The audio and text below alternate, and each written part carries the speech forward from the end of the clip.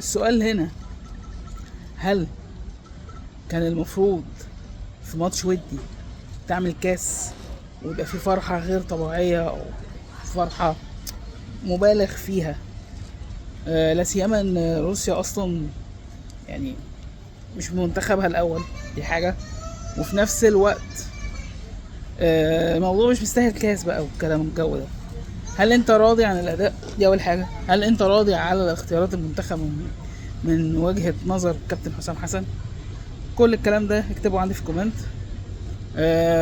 مبروك لمنتخب مصر فوزه على منتخب روسيا، تتحط في الاجنده وده حاجه كويسه مش حاجه وحشه. بس فرحه مبالغ في، يعني مبالغ فيها شويه. و يعني مش عارف، انا مع حمزه عبد الكريم لعيب واعد صاعد، بس مصطفى محمد كان المفروض يلعب يعني. السلام عليكم يا اغلى الناس، ما تنساش لايك وشير وسبسكرايب. السلام عليكم.